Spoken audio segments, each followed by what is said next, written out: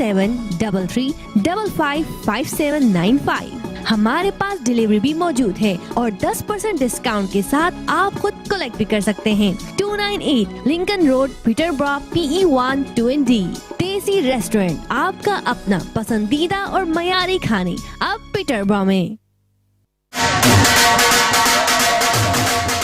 दोस्ता की परेशान है जरा कर है ना सारा सौदा मुक्या वा मुल्का विच पैसे भेजने हूं नहीं मार फूड वाले की फोन खड़का ते फ्री लोकल डिलीवरी कार मंगवा आला ता उथे कै स्पेशल आ उना की लबई हाइजीन च ग्रेड 5 चीजें चंगियां म्यारी ते सस्तियां ते नाले ऑफरां ही ऑफरां और क्या ताजा गोश्त, ताजी सब्जियां ते फ्रूट, आटा चावल दालां मसाले ते जूस सारे बिल जमा करने, गैस ते इलेक्ट्रिक नो टॉप अप भी करने। पाकिस्तान पैसे बिल्कुल फ्री भेजने, मतलब के एक चिड़ी ने दूध छड़ी ते हर शै लबनी। और जने ने आप उतरा Amar Food Store and Halal Meat, 613B Lincoln Road, Peterborough. Telephone 01733 687374.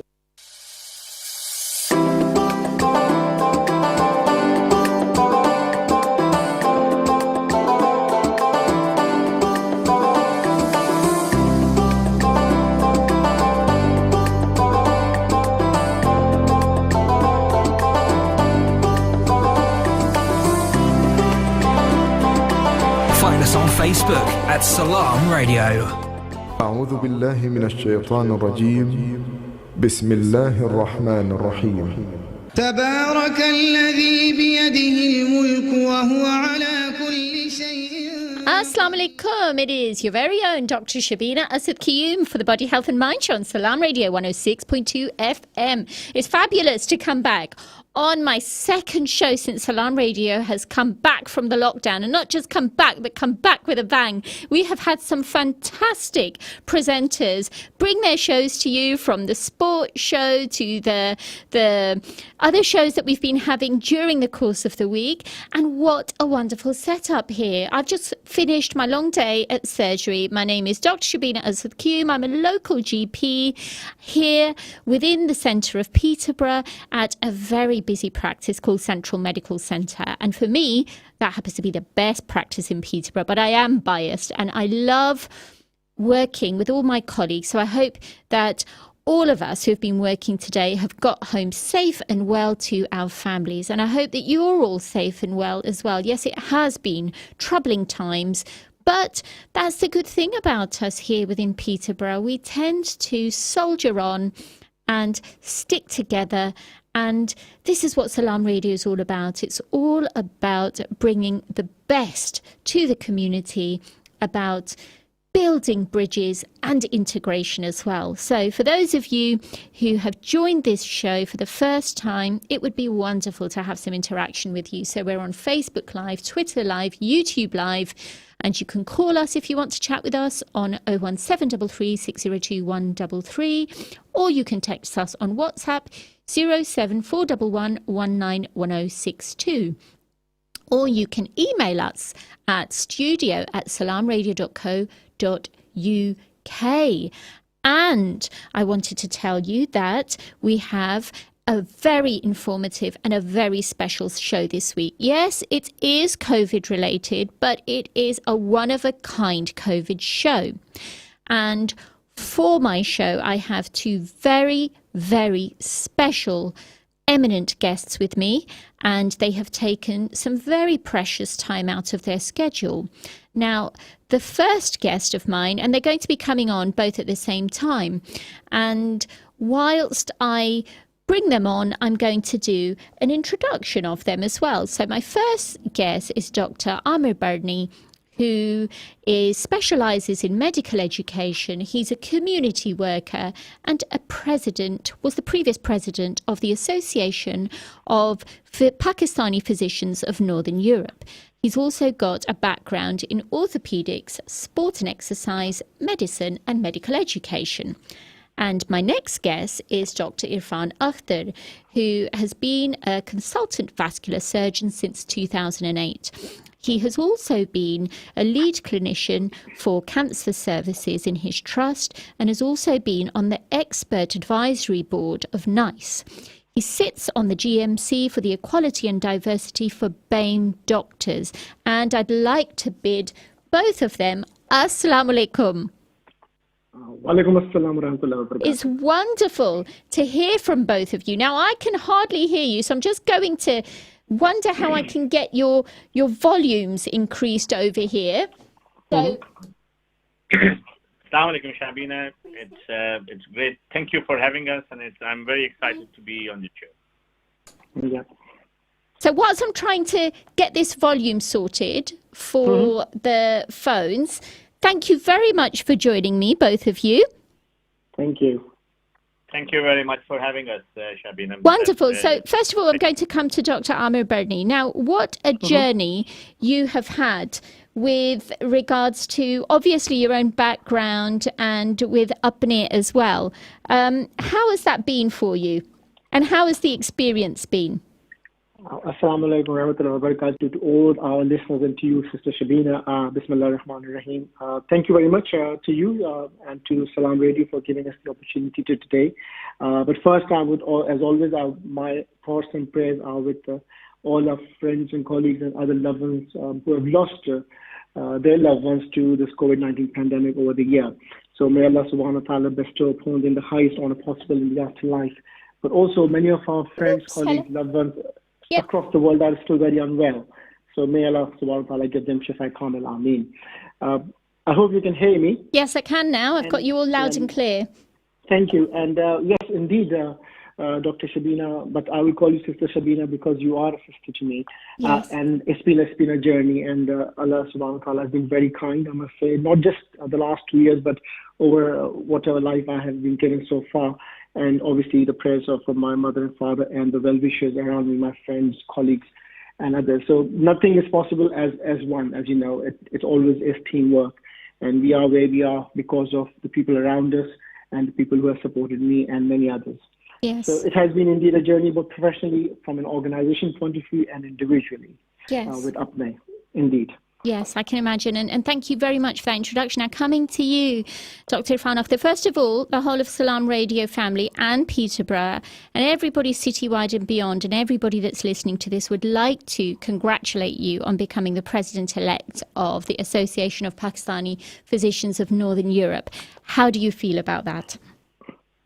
Assalamu alaikum, Shabina, and assalamu alaikum to all the viewers of Salam Radio. I've been hearing your programs in the past, and it's truly an honor to be around today for giving us a chance.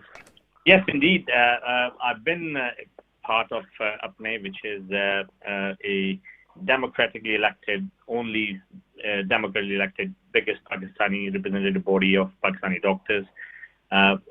This is going on for almost 3 years now, and now we have reached to a stage that we have matured enough and, led by example that we had our second elections, and I'm very proud that people, a very big proportion of Pakistani doctors who will participate in elections elected me as their president for the next 2 years. So yeah, I'm very excited and thrilled about it. I can imagine you have a very large wealth of experience, Irfan Bhai, and honestly, because I'm a member of the Association of Pakistani Physicians of Northern Europe, I've seen some of the amazing work that you've done because you're a very young organization and you were actually the General Secretary as well prior to this, weren't you?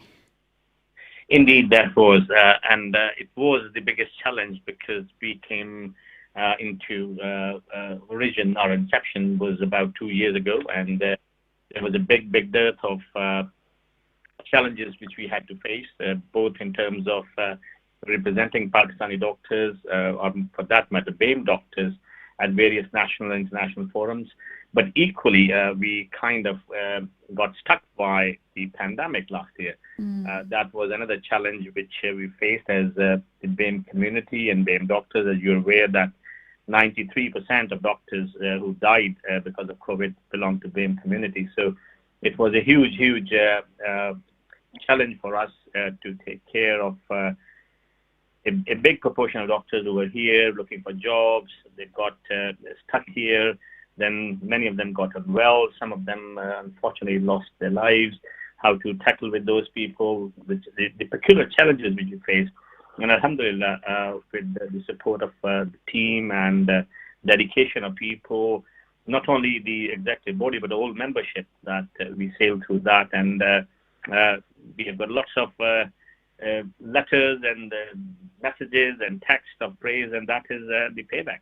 Yes, it is. And it's a very rewarding payback as well. And of course, we will also be speaking to you a little bit about your journey, because you have, I think it's a very humbling and a very special story to many of us, because we hold you very dear in the medical profession here in the United Kingdom. I want you to know that. And that's why it's so important that you are here today, because we'd like to share your story about your experience with COVID.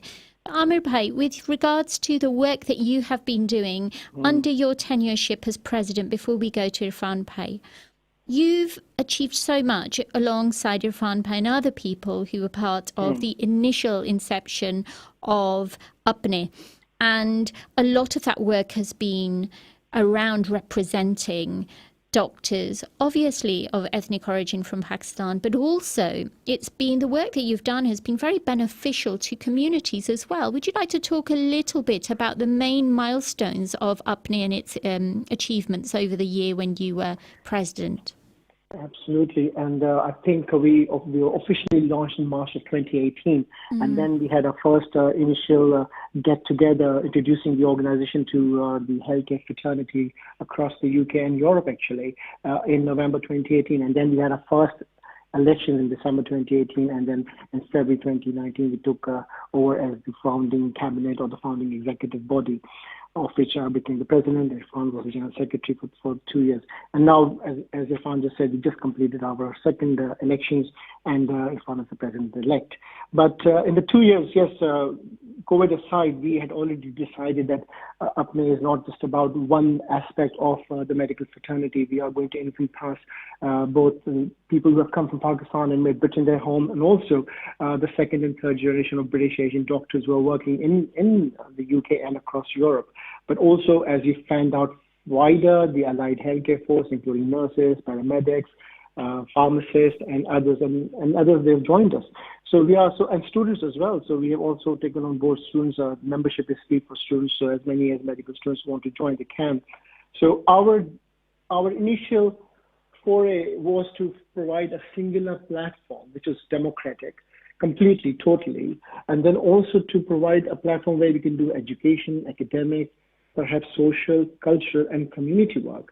Now, those were the 5 major streams, and I think as we went along, we sort of started to work across all, because we had a fantastic executive committee body, lots of experience and expertise, and we were able to divvy up the work amongst ourselves and then into the wider membership. And the membership has been absolutely fantastic in terms of coming forward and helping us with various causes. So up till the pandemic, we were doing a lot of networking, because we were working with the government of Pakistan, we were working with Apne in America, we started to make inroads with our colleagues in Australia and across Europe and Ireland, for example. But then when COVID hit us, we switched gears towards helping the communities in relation to not just COVID, but also, for example, as Irfan was saying about IMGs. And I think I remember within the first week, we had made a IMG task force, which was going to look after those doctors who were here for exams and got stuck, or also those who were abroad and couldn't come back for their exams. And it all started from there, really, as having an IMG task force which was headed by one of our own, Mr. Amirullah Khan, but we were all part of it. And we worked literally day and night, but that is what we were supposed to do. We had taken this job on and it's our responsibility. We are socially accountable to give back to our community. And what I've learned, that then Allah Ta'ala blesses you either financially or physically or with ability, we should raise our standard of living. That's absolutely fine, but we also should raise our standard of giving. And I think that's what Apne is all about. It's about giving back to the community. We are all volunteers working in it. Nobody charges anything for their time. We are just giving back to the community.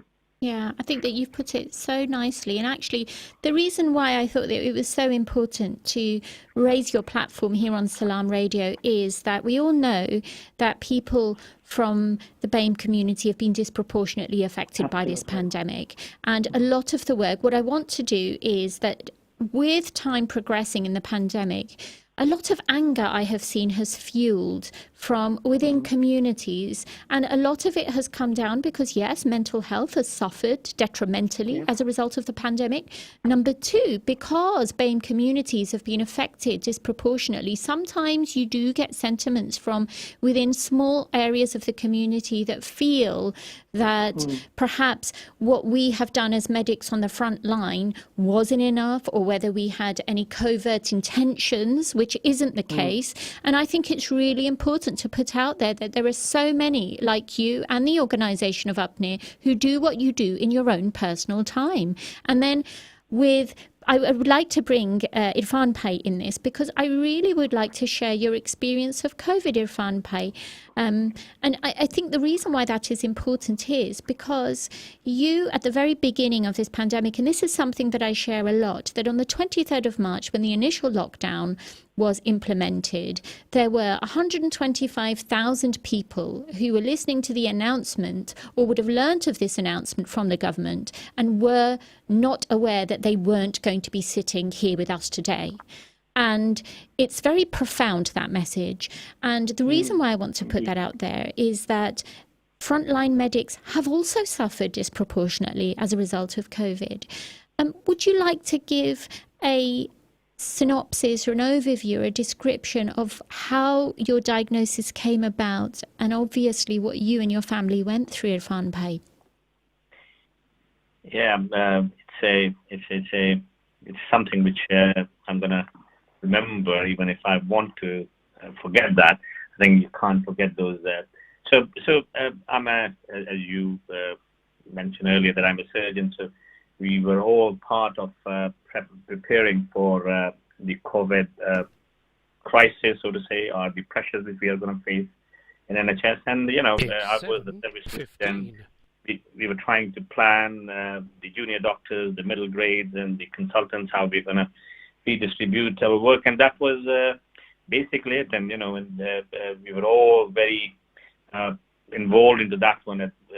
This is around the 20 to 23rd March kind of an area of time which we are talking about. And suddenly on one day, the use of PPEs at that stage was slightly controversial. The guidance coming around daily from Public Health England were changing, and there were quite questionable recommendations at that stage. So I would say during that early phases, we were not sure what to do, not sure of what type of PPE we should be using and where we should be using that. So there were lots of ifs and buts going on at that stage. And, it started with simple fever. I never had one of those classical symptoms which were referred to as cough and throat problems, and all I had was fever. And it carried on, and it was pretty debilitating, that fever was. I'm quite an active gentleman, but that bogged me down and lasted a few days, and then you start becoming a little hypoxic and you're puffed up by walking. And I didn't want to go to hospital. I bizarrely working there, but I just didn't want to go to hospital, so I stayed home. And I had my family, which we all kind of separated to ensure that no one else gets. Although my tests, bizarrely done 3 times, were all coming negative. Wow.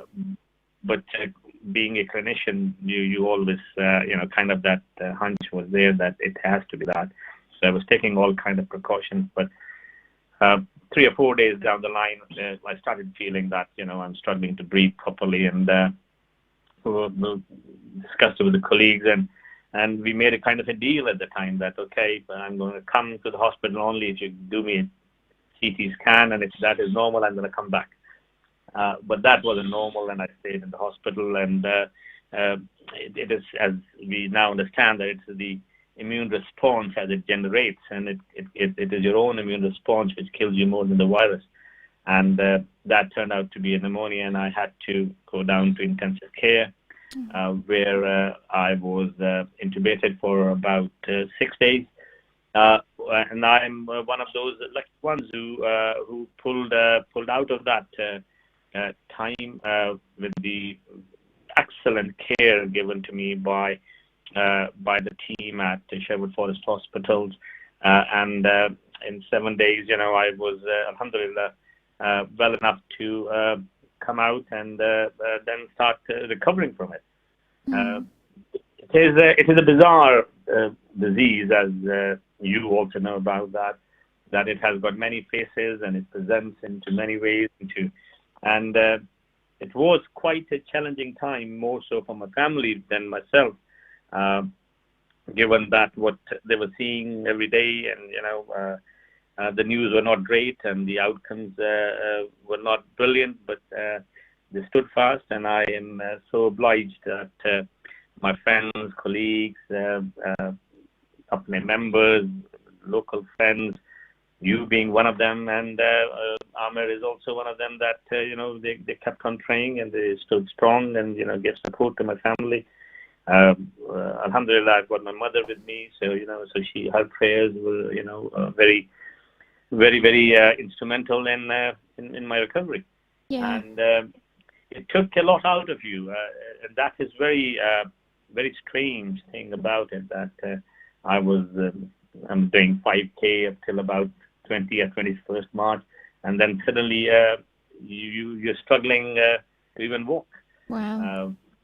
So it was quite a stressful experience, because as doctors we are on the other side, and being a patient, there was a lot of learning for me, if I may say so. And the biggest learning the biggest point I would like to share, and I have shared on many forums, is that the immense role and the immense importance of nurses and physios and occupational therapists they play in the recovery period.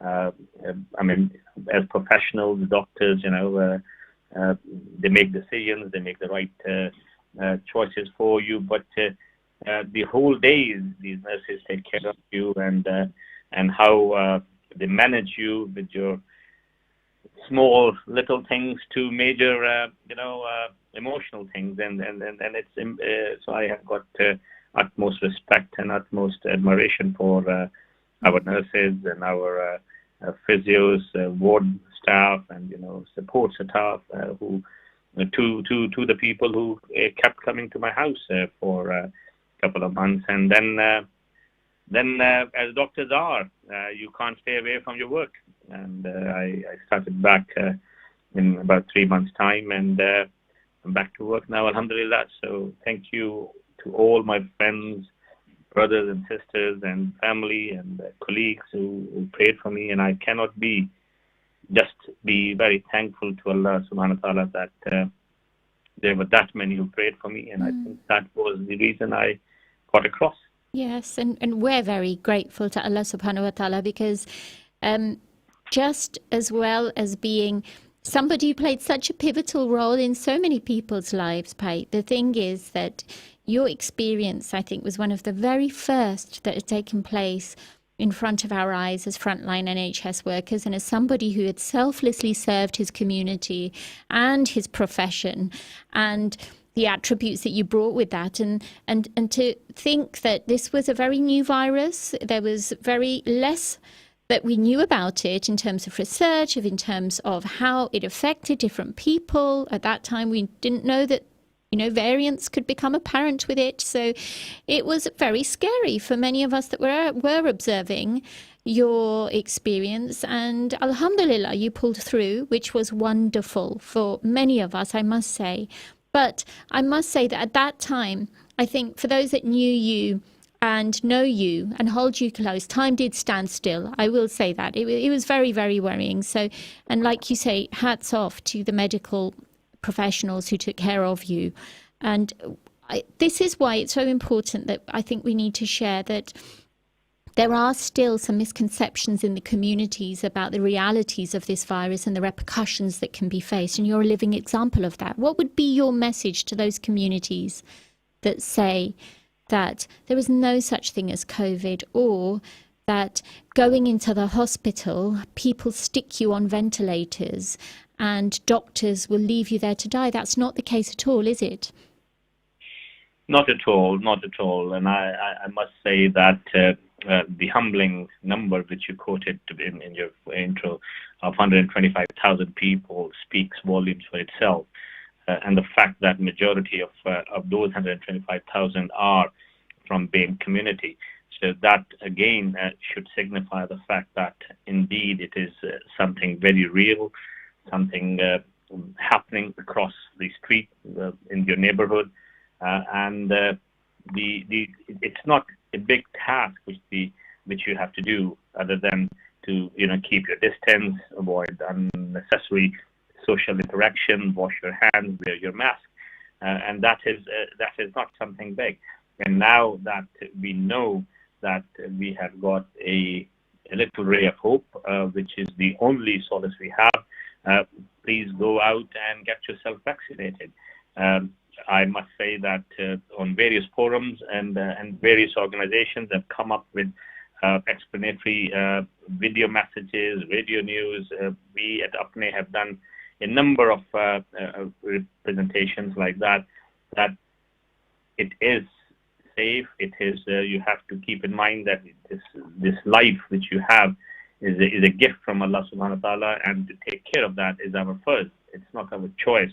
We have to take care of that. And one very essential way to do that is that please go forward and get yourself a vaccine, which is the only way you can save yourself, but more importantly, save people around you. Absolutely. Absolutely. So, I mean, people who have got old people at home, your mothers, dad, grandparents, it's even more important that you take care of them by taking care of yourself. So please go out. It is not a hoax. It is a true reality. I can vouch on that for you. And you see it daily on news, and, listen to Islamic scholars. They're all for it. Please be serious about that. And this is the only way we can.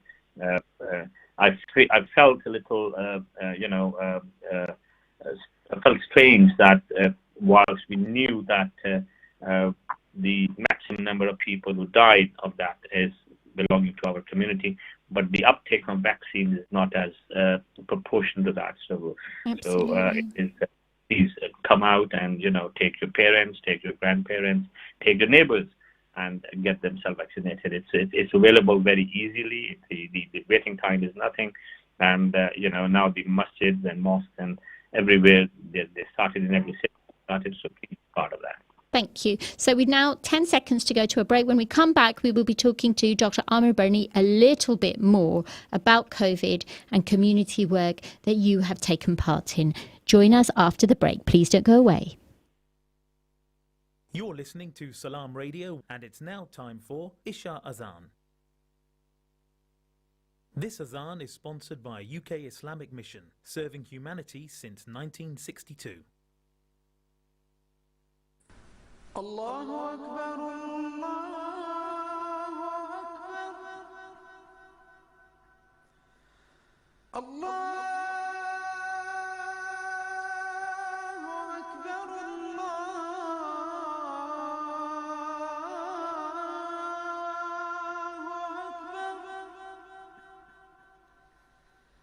أشهد أن لا إله إلا الله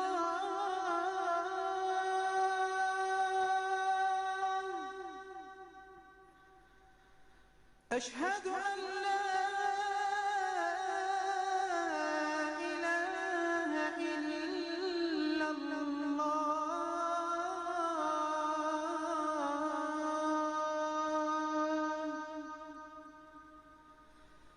أشهد أن محمدًا رسول الله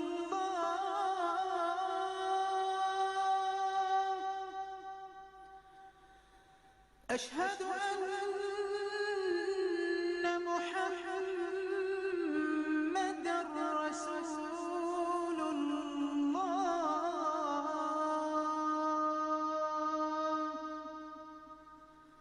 حي على الصلاة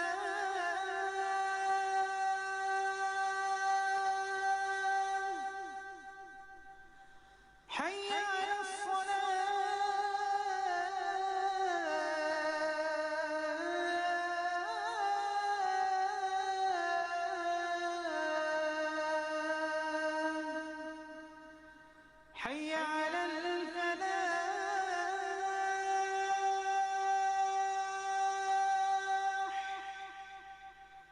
حي على الفلاح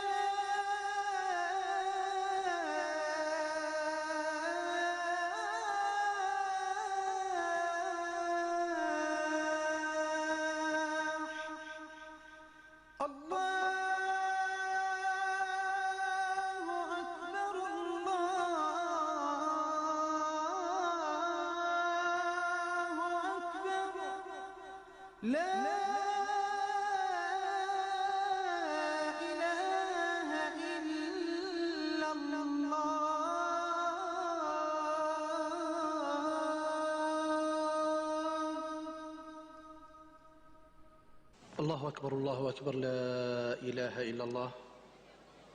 اللهم صل على محمد وعلى آل محمد كما صليت على إبراهيم وعلى آل إبراهيم وبارك على محمد وعلى آل محمد كما باركت على إبراهيم وعلى آل إبراهيم في العالمين إنك حميد مجيد.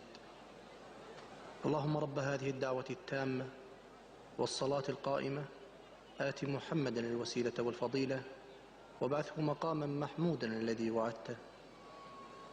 اللهم آتنا في الدنيا حسنة وفي الآخرة حسنة وقنا عذاب النار. اللهم بك نحيا وبك نموت وإليك المصير. رضينا بالله ربا وبالإسلام دينا وبمحمد صلى الله عليه وسلم نبيا ورسولا.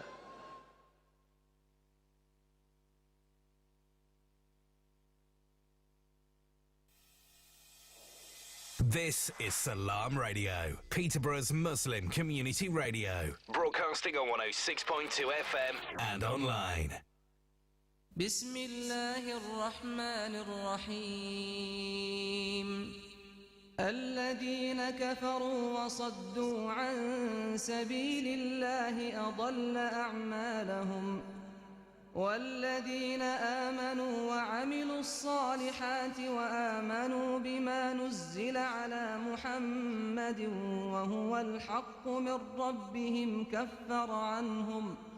كفر عنهم سيئاتهم وأصلح بالهم ذلك بأن الذين كفروا اتبعوا الباطل وأن الذين آمنوا اتبعوا الحق من ربهم كذلك يضرب الله للناس أمثالهم فإذا لقيتم الذين كفروا فضرب الرقاب حتى إذا أثخنتموهم فشدوا الوثاق فإما منا بعد وإما فداء حتى تضع الحرب. Assalamu alaikum. We're trying to get back. We've got some background music that we're trying to stop from here so that we can bring you back on air. Unfortunately, there's technical difficulty has come. As soon as we can get that fixed, we will get us back on air. سيهديهم ويصلح بالهم ويدخلهم الجنة عرفها لهم يا أيها الذين آمنوا There, I think we've solved the problem. Well, welcome back to Salam Radio 106.2 FM. Now, before the break, we shared the really profound, very touching experience of Dr. Irfan Akhtar, who joins us today, who's a consultant vascular surgeon and has also a COVID survivor, and about some of the beliefs and thoughts that are coming through from communities in addressing COVID, thinking about COVID, how people have been affected by COVID. Now, I'd like to come back to Dr. Amr Bernie, who's been waiting very patiently in regards to, you've given a lot of community messages and UPNA has done a lot of work under your tenure with regards to COVID. What type of challenges have you seen in the community that have represented a counter-narrative to COVID, Amr Bhai? Indeed, and listening to what Irfan had to say, it brings back the experience of all of us. Obviously, Irfan and his family were in the midst of it, but really, we must thank Allah subhanahu wa ta'ala for giving him a second lease of life. These are unparalleled times. They are such challenging times. Obviously, we heard about pandemics in the past. We read about them in books or history. But to be actually caught in the middle of a pandemic, there was bound to be reactions, there was bound to be responses, and there were bound to be people who would be for or against various treatments. Because I think maybe we did not understand the pandemic as much as we should have or could have. Working in the communities, just literally jumping straight into the communities, I think across all communities, people were worried, people were scared. I was too, I must admit, because we were unsure of what's happening, and the government was doing its best to give us guidelines and take us through this pandemic. And then the vaccine arrived, as you know.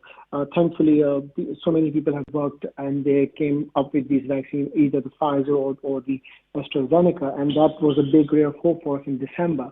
But even then, we started to experience the vaccine hesitancy, either out of fear or misinformation, but also because of how social media works. The myths are so difficult to bust, as you might know, Shabina. It is absolutely difficult to try and bust a myth once it's taken stranglehold in the community, whether it's what the vaccines are all about, are they safe, are they not, what's in it. And we really had to, and our job as a medic, or my job as a community worker, as a simple person on the ground, is to try and allay those fears and try to find answers from the right authorities, or from the experienced person, or from the professionals. So we immediately started to look for people who are in public health and work in infectious diseases, who are virologists, and take their opinions and maybe spread the messages from them to our communities. And you will be happy to hear that the mosques got involved in Nottingham and Walsall and Birmingham. I think Birmingham and Walsall were the first to do so. And then we took a lead from those mosque, and we now, mashallah, there's Dr Shabina in Nottingham, who's a GP, who's led a local program, and we were all helping, chipping in, really. And now 2 mosques are offering vaccines across Nottingham, and we have had some really great turnout. So what I think that when we give the right responses to the community, we can, brick by brick, we can take this wall down of vaccine hesitancy or any concerns around treatment. Irfan has already talked about, in fact, you have already, about how people were very worried about going to the hospital and what might happen. But we know this is a reality. We cannot run away from it. So thankfully, and thanks to Allah subhanahu wa ta'ala once again, that He's given us the ability and the capacity to go out and work in communities. And I think the main concern has been the lack of information and the myths or the false news on social media. I think that social media has provided a platform. Now, it's really important because I think that there's been a wealth of experience that has been shared between all 3 of us in our various roles on the front line, and also in trying to propagate the right messages. And I think it's really important that all of us agree on the fact that we mean no harm to people. I think that's a basic tenet of what we are trying to communicate, that we mean no harm to people. We want to save people. We want people to be protected. We want people to get back to some level of normality within this lockdown. And the sooner that numbers decrease, the sooner we will be able to achieve that. And unfortunately, in places where there are large communities or large numbers of communities who belong from an ethnic minority, we will be affected by this in greater numbers. The rates are high. Not everywhere in the UK, but certainly it is seen where there is ethnic minority communities, and there are lots of factors that affect that. What I would like to say is that, Irfan, in your experience, what message do you have to people who are obviously, and in that category, you often see a lot of elders in the community who will be very skeptical of not just taking the vaccine, but becoming amenable to the messages that are coming out regarding, number one, the origins of this virus, and the fact that, the vaccine is either halal or haram, and some of the other myths that have been associated with the vaccine as well. Have you had your vaccine, first of all? Yeah, thank you. And I think that's a very, very important issue which we are facing, not only on an individual basis, but certainly as a community. Firstly, to your answer, yes, I have both my vaccines. I was one of the first ones who had the first vaccine on the first day we started, and then subsequently the second dose also. So yeah, I had to have that, and I strongly believe in it. But as Amir was saying, that there are certain myths which have come up, and that has got some regional, and some would say cultural, and some would say religious fears into that. And religious is one big factor where our elders would be very, very sensitive about, and they wouldn't do anything which they feel is pushing against the boundaries of Islam or are their beliefs.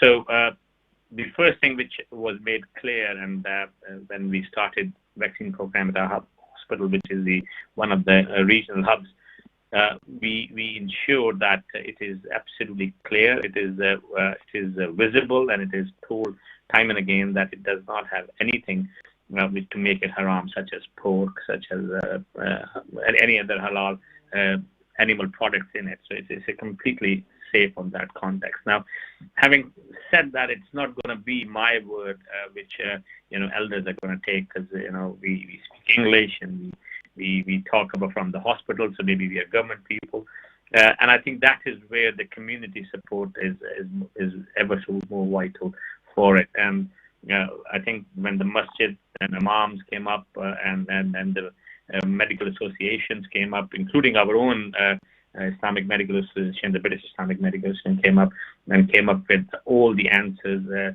in regards to religion. People started listening to that. The second bit was around, I don't have any answers to that when we started talking about whether it will make them infertile, or I can't have children, and whether it will put a chip into myself, or whether they're going to trace it, or they're going to alter my DNA.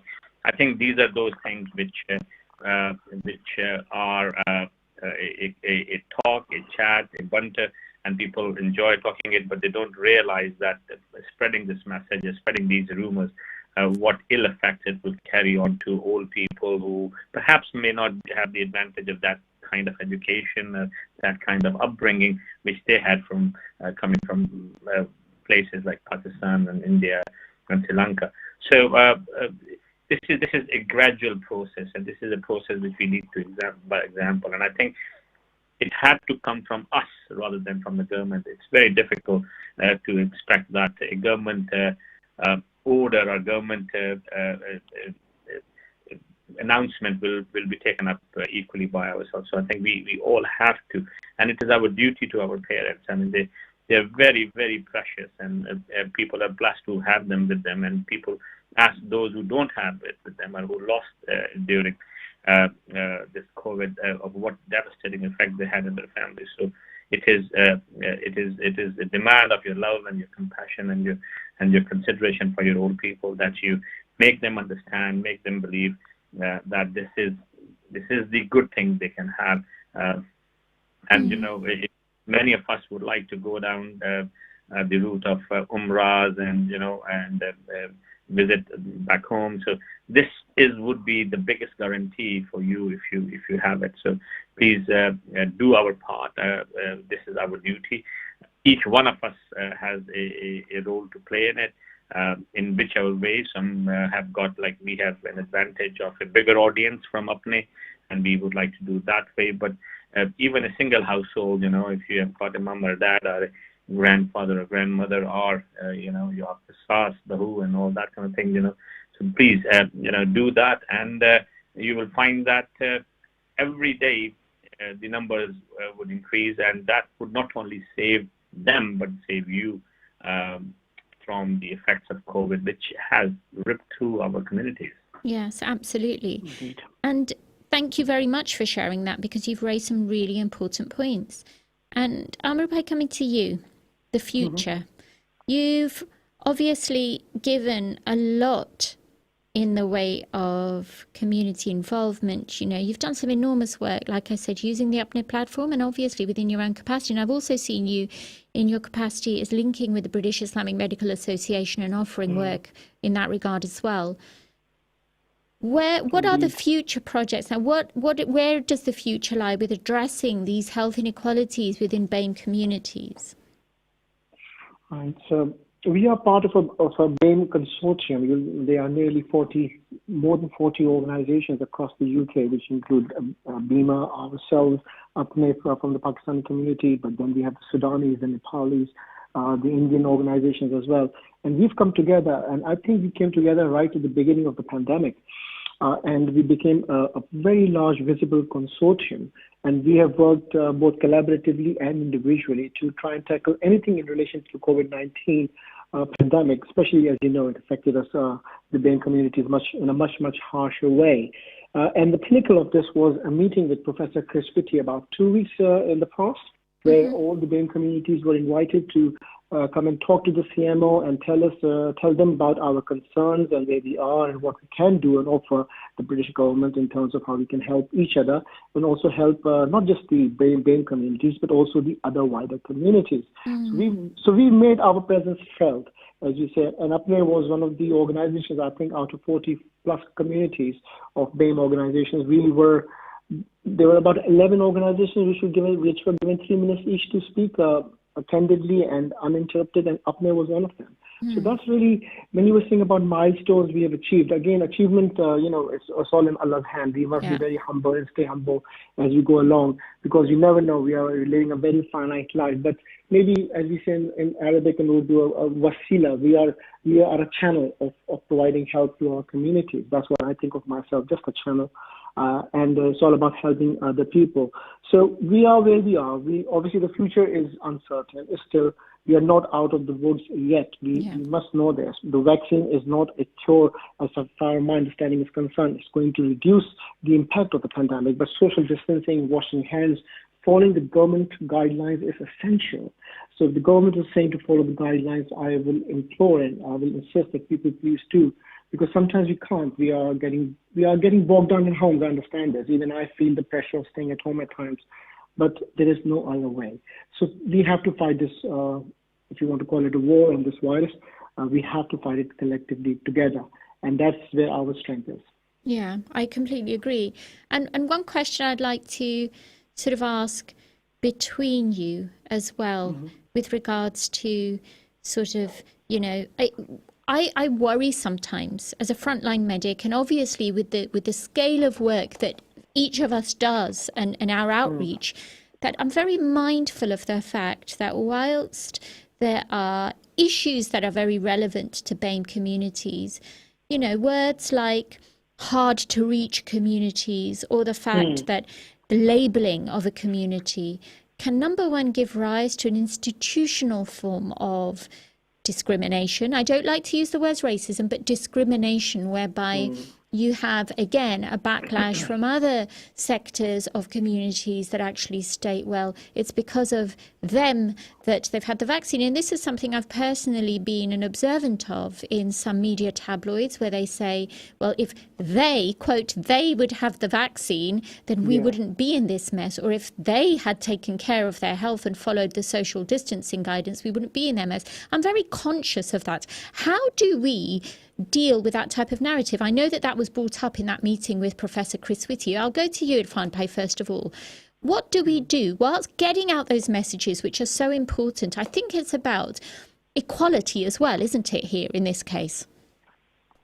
Yeah, I think that is, shooting ourselves in the feet, that any progress we're going to make, we're going to undermine that by saying such words. What we have to understand is that there are issues, and those issues are not for this part of the pandemic. They've been there in terms of education, in terms of employment, in terms of developing their careers. I mean, there are issues around it, and we know about it. But this disease has brought a new facet to our understanding, that it is not about your own self. The whole community has to be safe for you to be safe individually. So I think that is going to be extremely detrimental if we start blaming a poor portion of communities on something which is no fault of theirs. It is a national pandemic, an international pandemic, which has spared no nation, no race, some more than the other, but nobody has spared of that. So I think it would be counterproductive to start into that kind of an argument that one community has more part than the other. I mean, equally, one could say that people are saying that the BAME community, why are they actually getting more affected than the other communities? Is it something? And of course, we are going to be looking into that. But at this stage, whilst we are fighting it, and quite humbly fighting it, I mean, losing 125,000 is a very, very stark figure. At this stage, the message should be a communal fusion of communal support to each other, and get as many people vaccinated. Get pass the message that vaccine is one part of that, but they're trying to achieve social distancing, what's going to happen, is all what's going to hopefully we'll have some kind of light at the end of the tunnel. Yeah, very rightly said. We will have some light at the end of the tunnel. And Amr Bhai, what do you have to say about exactly what I've asked Irfan Bhai right now? Well, I think health and social inequalities exist across all communities. Maybe more so in one community over the other. We know this. But the thing is, what we should be looking at is having very open communication channels, and even more so as we move forward into the new normal, as you say, after. We are all interconnected, and we are all equally vulnerable. Maybe the BAME community this time was more vulnerable to the COVID virus, but who can predict what happens next time when the pandemic is around? So what we have to do, we have, as a community, we have to be persistent. We have to continue to knock on the door. We have to go brick by brick, break down whatever barriers come our way. That's our responsibility. But also, it's not just about equality, it's also about equity. So what I believe in is that people like yourself, Shabina, I know you do a lot of work in the community. We come across as empathetic leaders. The leadership style has changed. We have to be very honest, and we have to be very humble to ourselves first as leaders. What message are we taking from wherever to our communities? Our communities look towards us. We are role models as well, not just for communities, but also for our younger generation of young medics or young allied healthcare workers or other professionals. So I think all leadership, whether it's you, Shabina, myself, or Irfan, we all need to absolutely persevere. We have to be very clear in our convictions, and we have to work across for all communities. And by this, I mean literally all communities, not just the BAME communities, but also everybody. Because we owe it to this country. I was born and bred here. I lived in Pakistan, came back. We are blessed that we have two homes, really. But the thing is, communities are being affected, and our job is now to tackle it. And how do we tackle it? We are in a unique position because we are medics. We are connected with in some shape and form with the NHS or medical education, for example, in my case. But we also connected with the British government. People in the government will listen to us, provided we are a collective force and working towards a common cause. And I always use this Chinese proverb I heard somewhere, which is one man shouting is one man shouting, but when 1,000 people whisper, it becomes a really loud voice. And people will sit up and notice. So coming together is extremely important. We should forget our differences. We should come together, work towards a common cause. I think that's such a pertinent message. And actually, we've had quite a few comments throughout the show. So we've got a comment here from Amber Naqvi, who has said, such a wonderful platform and thanks for your efforts. And we have Mr. Rizwanul Huda, who has come and said that this is great. So the messages are obviously getting out there. And I think that coming to the culmination of the show, we all definitely agree that COVID, which manifests itself as an invisible little virus that is completely naked to the human eye, has changed the global front of the world and how we work and how we deal with. And in fact, I think that I was sharing with somebody just today, actually, that it certainly taught me the need for a lot more reflection and compassion when dealing with people. And you say that very rightly, Amr Bhai, with regards to us. It's about taking care of one another and representing all facets of the community and how we can better ourselves before we can call ourselves representatives. Irfan Bhai, closing comments and messages to the listeners of Salam Radio and the Body Health and Mind Show, given your experiences, given we are facing still a pandemic, and what's your message for the future, please?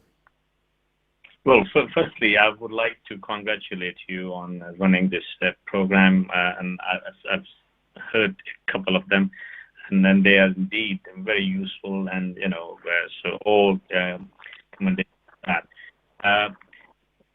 Talking about this pandemic, although now that the numbers are going down, kind of gives you that deja vu feeling which we had around May, June time, and then we, kind of relaxed ourselves, and then suddenly we had the second peak, which was, even lethal than the first one. There should be no doubt in our minds that if we are not going to adhere to the principles which have become the new norm now, that we have to wash our hands, we have to, maintain some kind of social distancing, and wear the mask and get yourself vaccinated, that this might get into some control and we have it normal over there. So whilst this is what we anticipate, it will happen. Humanity as such has seen bigger crises than these. If we look at all the previous, in the last century, the challenges which we have faced, we've always come across, and that's how the perseverant human being is, and we will, inshallah, come out of that. But being complacent to that is not going to win us any. We will not do any favors to ourselves for that. So remain very, very vigilant at this stage. Do all the healthy things like walking, like exercising, healthy diet. In many ways, there are some good things about it too. It's not all doom and gloom. I mean, this is the first time ever, I would say, that people had time to spend with their families and their loved ones and children and parents and grandparents, staying at the home, knowing each other more, and spend some quality time together. So that's a blessing from Allah in this crucial pandemic, crucial time. So be positive, but be very vigilant. It's not over yet. The schools are opening again, so children coming home, wash their hands, change their clothes quickly. Don't let them mingle with the old members of the family if you can. Hopefully, I hope that by the end of summers we would have some kind of normalcy or whatever the new norm would be. Well, thank you ever so much. And this is the last 30 seconds of the show. Dr. Amir Barney, Dr. Irfan Akhtar, thank you ever so much for coming on board and sharing your thoughts with Salam Radio. Look forward to sharing, promoting, and seeing the great work that you both do. Thank you for all that you do for humanity. On behalf of Dr. Shabina, the Body Health and Mind Show, Salam Radio. See you all next week. Assalamu alaikum. Stay tuned to Salam Radio after this